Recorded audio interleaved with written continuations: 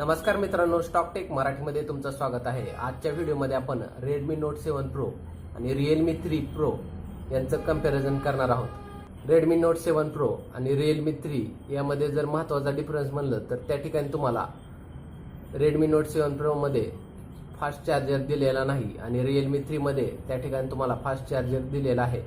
Redmi Note 7 Pro मध्ये त्या ठिकाणी तुम्हाला टाइप सी केबल 10 वॅटचा त्या ठिकाणी चार्जर दिलेला आहे आणि Realme 3 मध्ये त्या ठिकाणी तुम्हाला फास्ट चार्जिंग मायक्रो USB 20 वॅटचा त्या ठिकाणी चार्जर दिलेला आहे। जर तुम्ही त्या ठिकाणी दोघांचा चार्जिंग टाइम जर त्या ठिकाणी जर पाहिला तर Redmi Note 7 ला 100% चार्ज होण्यासाठी त्या ठिकाणी 2 तास 30 मिनिटे लागतात, तर Realme 3 ला 100% चार्ज होण्यासाठी त्या ठिकाणी 1 तास 15 मिनिटे लागतात। म्हणजेच Redmi Note 7 Proच्या तुलनेत Realme 3 Pro हा अर्ध्या टायमात त्या ठिकाणी चार्ज होतो। त्यानंतर आपण याची बॅटरी पाहूया। Redmi Note 7 Pro मध्ये त्या ठिकाणी तुम्हाला 4000 mAh ची बॅटरी दिलेली आहे आणि Realme 3 Pro मध्ये त्या ठिकाणी तुम्हाला 4048 mAh ची बॅटरी दिलेली आहे। तसं जर पाहिलं तर त्या ठिकाणी तुम्हाला जवळजवळ दोन्ही मोबाईलमध्ये सेमच कॅपॅसिटीची बॅटरी त्या ठिकाणी दिलेली आहे। त्यानंतर Redmi Note 7 मध्ये त्या ठिकाणी तुम्हाला हायब्रिडेटेड स्लॉट दिलेला आहे, म्हणजे त्या ठिकाणी तुम्ही एकतर 2 सिम वापरू शकता किंवा 1 सिम आणि 1 मेमरी कार्ड वापरू शकता। Realme 3 Pro मध्ये त्या ठिकाणी तुम्हाला मायक्रो SD डेडिकेटेड स्लॉट दिलेला आहे, म्हणजे त्या ठिकाणी तुम्ही एक साथ 2 सिम कार्ड आणि 1 मेमरी कार्ड त्या ठिकाणी वापरू शकता। तर हा मेजर डिफरन्स या ठिकाणी आहे।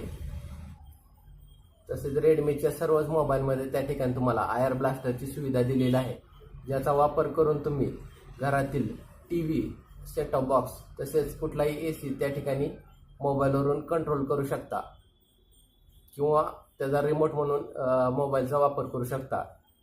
Realme 3 Pro मध्ये तुम्हाला त्या ठिकाणी IR ब्लास्टरची सुविधा देण्यात आलेली नाही। तसेच Redmi Note 7 Pro मध्ये त्या ठिकाणी तुम्हाला नोटिफिकेशन लाईट दिलेली आहे।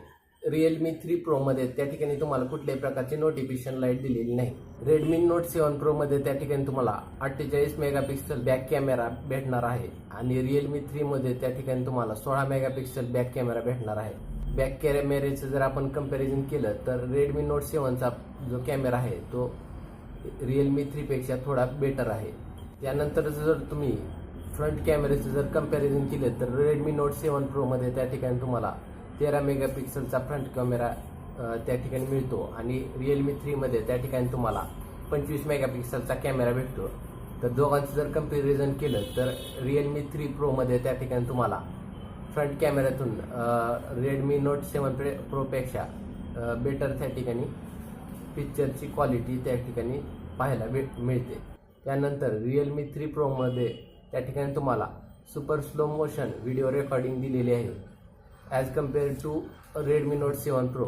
त्यानंतर याचा जर तुम्ही पोर्ट्रेट मोड त्या ठिकाणी जर पाहिला तर Realme 3 Pro चा पोर्ट्रेट मोड हा तुमचं जे फोटो काढल्यानंतर जे ब्लर बॅकग्राऊंड आहे ते खूपच इफेक्टिव्ह आहे जर तुम्ही Redmi Note 7 च्या पोर्ट्रेट मोडशी जर कम्पेअर केलं असता।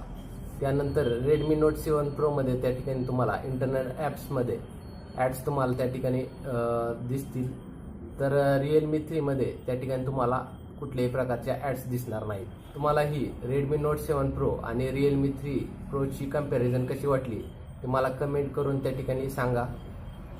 जर व्हिडिओ तुम्हाला आवडली असेल तर व्हिडिओला लाईक करा। तुम्ही जर चॅनलवर नवीन असाल तर चॅनलला सबस्क्राईब करा। जय महाराष्ट्र।